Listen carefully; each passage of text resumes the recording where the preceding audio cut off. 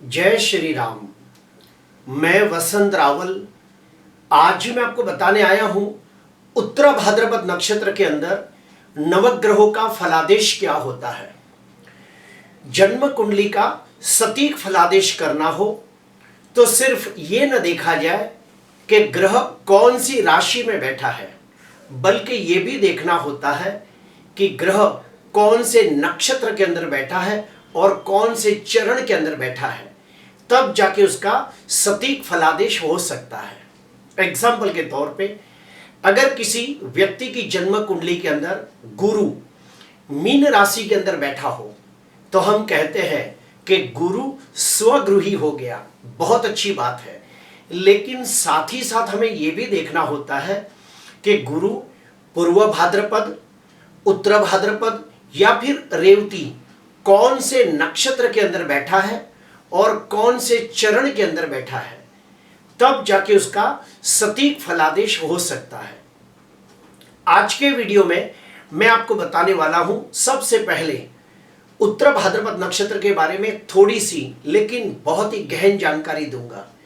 उसके बाद मैं आपको बताऊंगा कि नवग्रह देवता जब उत्तर भाद्रपद नक्षत्र में बैठ जाते हैं तो कैसा फल देते हैं, और आखिरी में मैं आपको बताऊंगा कि अगर किसी जातक का जन्म उत्तर भाद्रपद नक्षत्र में हुआ हो तो कौन से कार्य क्षेत्र में जाने से उसे बहुत ही आर्थिक लाभ होता है। तो आइए गहराई से जानते हैं उत्तर भाद्रपद नक्षत्र के बारे में। उत्तर भाद्रपद नक्षत्र का जो दशानाथ है वो है शनि ग्रह देवता, अर्थात जिसका भी जन्म उत्तर भाद्रपद नक्षत्र में हुआ हो समझ जाना चाहिए कि उसका जन्म शनि की विंशोत्तरी महादशा में हुआ है, और शनि की विंशोत्तरी महादशा 19 वर्ष के लिए आती है। उत्तर भाद्रपद नक्षत्र के जो देवता है वो है अहिबुद्ध, अर्थात जो भी व्यक्ति उत्तर भाद्रपद नक्षत्र में जन्म लेता है, अगर वो व्यक्ति कोई शुभ कार्य के लिए जाए या कोई मांगलिक कार्य के लिए जाए तो उसे अपने देवता को खास याद करना चाहिए, तो उसे अपने कार्य के अंदर निश्चित तौर पे सफलता प्राप्त होती है। उत्तर भाद्रपद नक्षत्र की जो आकृति है वो शवशैया के पीछे के दो पैर के समान है या फिर पानी वाले सांप के समान है। उत्तर भाद्रपद नक्षत्र का जो अधिपत्य है वो हमारे शरीर के ऊपर, हमारे जो पैर के पंजे हैं उसके ऊपर है। उत्तर भाद्रपद नक्षत्र के चारों चार चरण मीन राशि में आते हैं, और मीन राशि का स्वामी कौन है? गुरु ग्रह देवता। उत्तर भाद्रपद नक्षत्र के ऊपर दो ग्रहों की ऊर्जा काम करती है, एक है दशानाथ शनि और एक है मीन राशि का स्वामी गुरु। तो शनि और गुरु ये दो ग्रहों की ऊर्जा उत्तर भाद्रपद नक्षत्र के ऊपर काम करती है।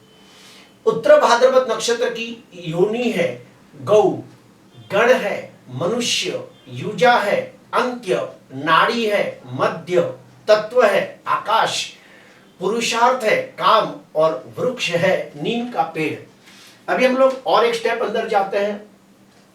उत्तर भाद्रपद नक्षत्र की जो आकृति है वो है शवशैया के पीछे के दो पैर और पानी वाला सांप। इससे ये जाहिर होता है कि ऐसे व्यक्ति आत्मचिंतन, आत्ममंथन, आत्मज्ञान, ब्रह्मज्ञान, तत्वज्ञान जैसे विषयों में बहुत ही रुचि लेते हैं। ऐसे व्यक्तियों को फिलॉसॉफी, अध्यात्म और ये लोगों को ब्रह्मज्ञान, तत्वज्ञान जैसे विषयों में बहुत ज्यादा रुचि होती है। उत्तर भाद्रपद नक्षत्र का जो गण है वो है मनुष्य गण। इससे जाहिर होता है कि ऐसे व्यक्तियों को समूह में रहना बहुत अच्छा लगता है। ये लोग सामाजिक प्राणी होते हैं और समाज के रीति रिवाजों और नीति नियमों का पालन करने वाले लोग होते हैं। ये लोग सुख दुख में एक दूसरे को सहायता करने वाले लोग होते हैं, आशावादी और धार्मिक लोग होते हैं। जो उत्तर भाद्रपद नक्षत्र है उसका जो तत्व है वो तत्व है आकाश। इससे ये जाहिर होता है कि ऐसे व्यक्ति स्वतंत्र विचारों वाले लोग होते हैं, बहुत ही सरल, निर्मल, कोमल, पारदर्शी, स्वच्छ, शुद्ध और पवित्र विचारों वाले लोग होते हैं। उत्तर भाद्रपद नक्षत्र का जो पुरुषार्थ है, ये पुरुषार्थ है काम। हमारा जो जीवन है ये 4 पुरुषार्थों में डिवाइड किया गया है, धर्म, अर्थ, काम और मोक्ष। तो उत्तर भाद्रपद नक्षत्र का जो पुरुषार्थ है वो है काम। इससे जाहिर होता है कि ऐसे व्यक्ति बहुत सारी कामनाएं रखने वाले लोग होते हैं। अपनी इच्छाएं, अपनी अपेक्षाएं, अपनी उम्मीदों को पूरी करने के लिए ये लोग कड़ी मेहनत करते हैं। और उत्तर भाद्रपद नक्षत्र का जो वृक्ष है वो है नीम का पेड़। अर्थात जिनका भी जन्म इस नक्षत्र में हुआ है, अगर वो लोग अपने घर के आंगन में या फिर अपने खेत के अंदर या अपने फार्म हाउस के अंदर अगर नीम का पेड़ अगर ये लोग लगाते हैं तो इन्हें बहुत सारा आर्थिक लाभ होता है। अभी हम आते हैं दूसरे स्टेप में। अगर जो नवग्रह देवता उत्तर भाद्रपद नक्षत्र के अंदर बैठे हो तो कैसा फल देते हैं। सबसे पहले लेते हैं सूर्य को। सूर्य अगर उत्तर भाद्रपद नक्षत्र में बैठा हो तो निश्चित तौर पे बहुत अच्छा फल देता है, क्योंकि सूर्य का राशि स्वामी गुरु के साथ मित्रता का संबंध है। इसीलिए जब सूर्य उत्तर भाद्रपद नक्षत्र में बैठ जाता है तो ऐसे व्यक्ति अत्यंत बुद्धिमान, गुणवान, तेजस्वी होते हैं। इनकी आत्मशक्ति बड़ी प्रबल होती है। इनको पिता का सुख उत्तम प्राप्त होता है और इन्हें समाज के अंदर मान सम्मान, पद प्रतिष्ठा भी बहुत प्राप्त होती है। इनका भाग्योदय जन्म स्थान से दूर जाने से होता है। इन लोगों को गवर्नमेंट नौकरी करने से फायदा होता है, या फिर गवर्नमेंट से लगते कोई काम हो, कायदा कानून से लगते काम हो तो उन्हें बड़ा लाभ होता है। ये लोग अगर हॉस्पिटल से लगते कोई काम करें तो भी उन्हें बहुत फायदा होता है। इनकी संतान विदेश में जाके पढ़ाई करे तो निश्चित तौर पे नाम रोशन करती है और इन्हें भी ये बात का बहुत गर्व होता है। जिसका भी सूर्य उत्तर भाद्रपद नक्षत्र में होता है वो लोग न्याय प्रिय, सत्य प्रिय होते हैं और अपने उसूलों और अपने सिद्धांतों पे चलने वाले लोग होते हैं। दूसरा आता है चंद्र। चंद्र उत्तर भाद्रपद नक्षत्र में बैठा हो तो निश्चित तौर पे बहुत अच्छा फल देता है। क्यों? क्योंकि चंद्र का राशि स्वामी गुरु के साथ मित्रता का संबंध है। तो चंद्र जब उत्तर भाद्रपद नक्षत्र में बैठ जाता है तो ऐसे व्यक्ति बहुत ही विनम्र, विनयी, संस्कारी होते हैं और इनकी जो माता होती है वो भी बहुत ही धार्मिक और संस्कारी होती है, भाग्यशाली होती है। ऐसे व्यक्तियों को विदेश जाकर मकान, वाहन, प्रॉपर्टी, स्थावर मिलकर खरीदने के योग बनते हैं। ऐसे व्यक्तियों को घूमना फिरना, देश विदेश की यात्रा करना बहुत अच्छा लगता है। ऐसे व्यक्तियों की माता बुढ़ापे में थोड़ी बीमार रहती है और उसके पीछे बहुत सारा धन खर्च भी करना पड़ता है, ये देखा गया है। जिसका भी चंद्र उत्तर भाद्रपद नक्षत्र में हो, ऐसे व्यक्ति के जो संस्कार है उसकी माता के तरफ से बहुत अच्छे मिलते हैं और वो व्यक्ति बहुत नसीबदार होता है, भाग्यशाली होता है। अभी हम आते हैं मंगल ग्रह के ऊपर। अगर मंगल ग्रह उत्तर भाद्रपद नक्षत्र में बैठा हो तो निश्चित तौर पे बहुत अच्छा फल देता है। क्यों?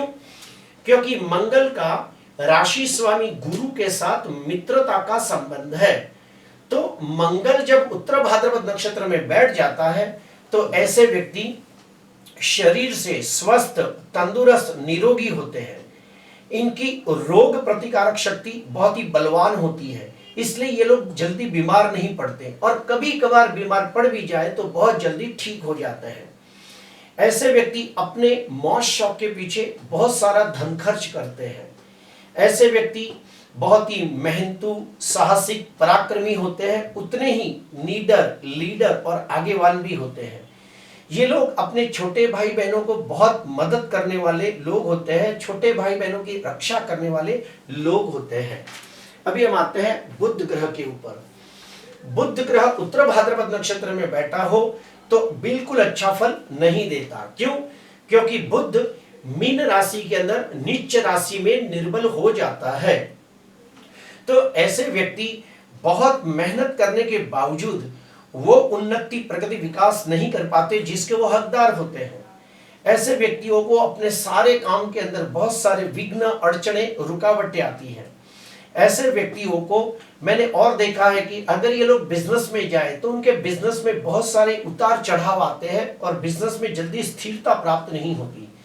ऐसे व्यक्ति स्वभाव से विनम्र, विनयी, विवेकी होते हैं, उतने ही बुद्धिमान, गुणवान, चालाक, चतुर भी होते हैं, शरीर से स्वस्थ, तंदुरुस्त, निरोगी होते हैं और ये व्यक्तियों को पढ़ाई करना बहुत अच्छा लगता है। लेकिन इनकी पढ़ाई के अंदर भी बहुत सारी रुकावटें आती है और ये व्यक्तियों को पढ़ाई के अंदर भी जब पढ़ाई का अंत होता है यानी कि मास्टर डिग्री हासिल करनी होती है तब कोई ना कोई रुकावटें अवश्य आती है।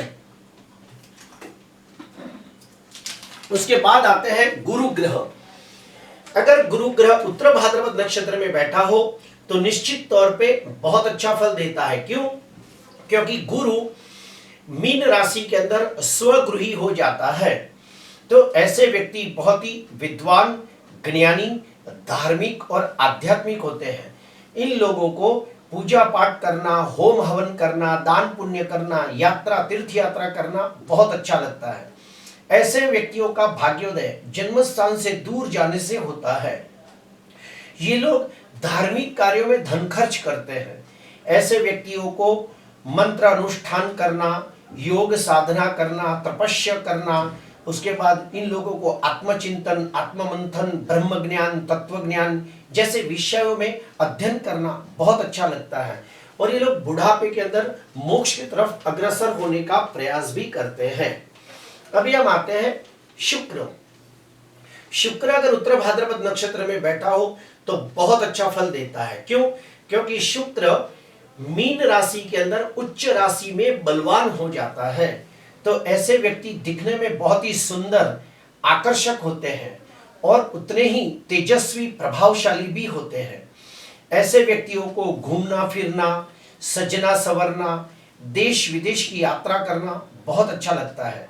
ऐसे व्यक्ति कला प्रेमी होते हैं और अगर ये लोगों को बचपन से कोई कला सिखाई जाए तो बड़े होकर एक अच्छे कलाकार भी बनते हैं, जैसे कि डांसर, सिंगर, पेंटर, कोरियोग्राफर, एक अच्छे एक्टर बन सकते हैं, टीवी स्टार बन सकते हैं, अच्छे लेखक, कवि, शायर, कव्वाली गायक वाले, गजलकार, डायरेक्टर, ये सब बन सकते हैं। ये लोगों में और एक खास बात देखी है कि ये लोग अगर अपनी भावनाओं को अच्छी तरह प्रकट करें तो उन्हें मान सम्मान भी मिलता है। और अपनी भावनाएं कैसे प्रकट करेंगे? कवि के कला के माध्यम से, कविता बोलकर, लेखक के द्वारा शेरो शायरी करके, गजल करके, कव्वाली गाकर अगर ये अपनी भावनाओं को प्रकट करें तो उन्हें बहुत मान सम्मान मिलता है। ऐसे व्यक्ति 50 साल के बाद धनवान, यशवान, कीर्तिवान बनते हैं और मान सम्मान, पद प्रतिष्ठा भी प्राप्त करते हैं। अभी हम आते हैं शनि ग्रह के ऊपर। शनि ग्रह उत्तर भाद्रपद नक्षत्र में बैठा हो तो मध्यम फल देता है। ऐसे व्यक्ति अत्यंत मेहनतू होते हैं, ईमानदार, वफादार, नीतिवान होते हैं, उतने ही न्यायप्रिय, सत्यप्रिय होते हैं, स्वमानी, स्वाभिमानी और खुददार लोग होते हैं। ऐसे व्यक्ति धीमी गति से प्रगति करने वाले लोग होते हैं, लेकिन जीवन के उत्तरार्ध में सर्व सुख संपन्नता भरा जीवन प्राप्त करते हैं और समाज के अंदर मान सम्मान, पद प्रतिष्ठा पूर्वक जीवन व्यतीत करते हैं। ऐसे व्यक्तियों का भाग्योदय 36 वर्ष के बाद होता है। ऐसे व्यक्तियों का भाग्योदय जन्म स्थान से दूर जाने से होता है। अगर ये लोग इंपोर्ट एक्सपोर्ट का बिजनेस करें तो भी उन्हें बहुत लाभ होता है। अभी हम आते हैं राहु। राहु उत्तर भाद्रपद नक्षत्र में बैठा हो तो मध्यम फल देता है। ऐसे व्यक्ति अत्यंत चालाक, चतुर, होशियार होते हैं, तीक्ष्ण बुद्धि वाले लोग होते हैं, अच्छी ग्रहण शक्ति वाले लोग होते हैं, अपनी मीठी वाणी से काम निकालने में माहिर होते हैं। ऐसे व्यक्ति का भाग्योदय जन्म स्थान से दूर जाने से होता है। इनका intuition power, six sense power बड़ा स्ट्रांग होता है। इन्हें भविष्य में घटने वाली घटनाओं के बारे में पहले से कुछ भास हो जाता है और वो ज्यादातर सही होता है। ऐसे व्यक्ति अपने काम के अंदर माहिर होते हैं और अपने काम के द्वारा जाने जाते हैं। अभी हम आखिरी पे आते हैं केतु। केतु अगर उत्तर भाद्रपद नक्षत्र में बैठा हो तो निश्चित तौर पे बहुत अच्छा फल देता है। क्यों? क्योंकि केतु चेला है, गुरु उसके आचार्य है। ये आचार्य, ये उसका चेला। तो जब केतु गुरु की राशि में बैठ जाता है तो निश्चित तौर पे बहुत अच्छा फल देता है। ऐसे व्यक्ति स्वभाव से दयालु, उदार, सेवाभावी, परोपकारी होते हैं।